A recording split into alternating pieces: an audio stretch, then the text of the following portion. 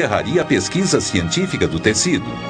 Surgiram muitas teorias dizendo que os testes podiam estar errados, porém poucos cientistas se convenceram disso. Cientistas acreditam que os testes de Turing são definitivos. Aí o microbiólogo Dr. Garza Valdez anunciou uma descoberta importante. Uma camada que ele descobriu nas fibras do tecido causadas por bactérias que poderiam distorcer a datação pelo carbono. Em 1996, ele testou algumas fibras do sudário e encontrou camadas suficientes a ponto de deturpar consideravelmente o teste de datação. O físico Dr. Harry Gove é o inventor da moderna técnica de datação pelo carbono. Esta contaminação por bactérias é uma coisa da qual as pessoas que fizeram a datação pelo carbono não estavam cientes. Na verdade, acho que ninguém sabia disso até que Garza Valdez descobriu esta possibilidade. Mesmo que eles estivessem cientes, os procedimentos para a limpeza que eles usaram não eliminariam o problema de forma que eles não poderiam ter feito um teste absoluto e inequívoco do material do sudário. Com esta dúvida sobre a datação pelo carbono, os cientistas agora estão na ativa procurando uma forma de separar a camada bioplástica do linho original. Quando se conseguir dominar o processo de separação da celulose da camada bioplástica, aí acho que estaremos prontos para submeter o sudário a outro teste de datação pelo carbono. Mas se a proposta vai ser aceita, ainda não é uma certeza. A respeito da datação pelo carbono, há mais um fator que, se provado, derrubaria definitivamente os resultados: a radiação. Se o que os físicos me disseram está correto, é uma imagem projetada. E, em outras palavras, é quase como se o corpo estivesse flutuando no meio do pano e todas as projeções viessem de ângulos diretos para o corpo. Esta imagem fica em linha direta com o corpo, que está paralelo à gravidade. É uma coisa tão diferente que tem que ser explicada pelo fenômeno da radiação. A radiação pode ser a única forma de explicar descobertas recentes de que a imagem é como um raio-x que revela estruturas internas do corpo. Estamos vendo os ossos, os metacarpos aqui. Ainda mais intrigante é quando passamos para a área do pulso. Fazendo a sobreposição e focalizando, podemos identificar aqui os ossos do pulso específicos do sudário de Turing.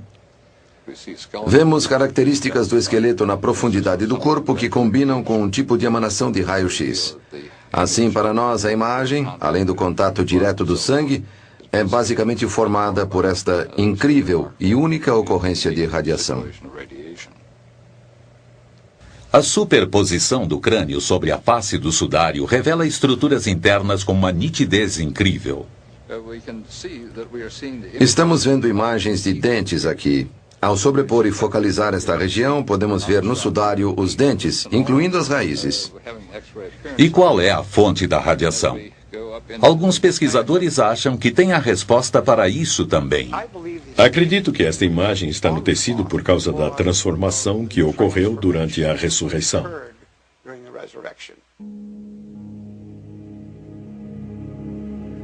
O corpo foi transferido de um meio para um outro e, com isso, deixou um rastro. E foi este rastro de partículas irradiando do corpo que marcou a imagem no sudário. É por este motivo que temos o efeito tridimensional no caso. O que causa isso eu não sei, e muito menos como essa energia emana de um corpo.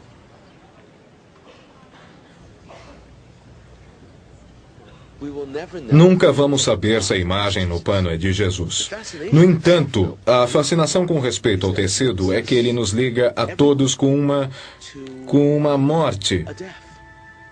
A morte de uma pessoa. Este sudário simboliza a continuidade da vida após a morte. Existe um mundo depois da morte? Qual é o significado do sudário? Eu não acho que ele seja essencial para a fé de alguém.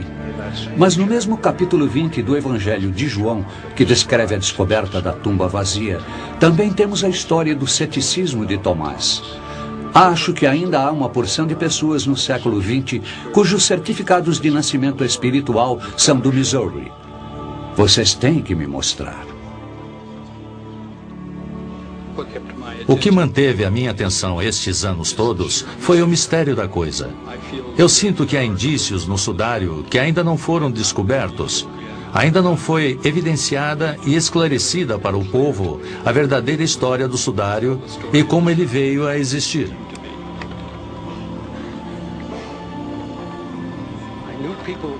Eu sabia que as pessoas iriam fazer muitas perguntas, como, por exemplo, se eu tinha grandes experiências religiosas.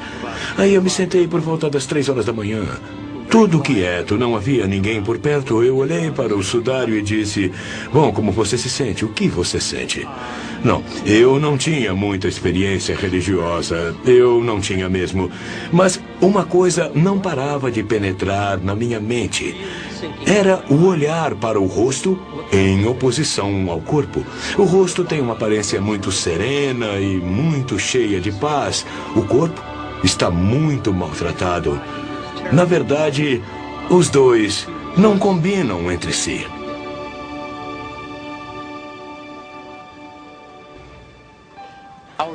Nossa equipe gastou centenas de milhares de horas e o tempo todo sempre se lembrando de que o nosso objetivo principal era determinar como a imagem tinha sido formada, mas não chegou a uma conclusão. Não conseguimos responder esta pergunta. No fundo, podemos dizer o que a imagem não é, mas não temos condições de dizer o que ela é. A teologia não deve entrar em conflito com a tecnologia. A razão nunca poderá provar a divindade de Cristo. A ciência não pode fazer uma afirmação teológica. No máximo, ela pode dizer que o pano provavelmente embrulhou o histórico Jesus de Nazaré.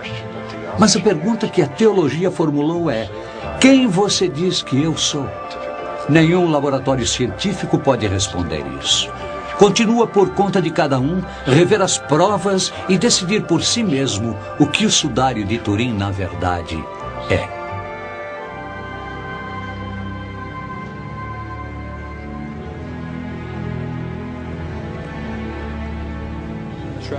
O sudário de Turim me impressionou mais do que qualquer outra coisa na vida.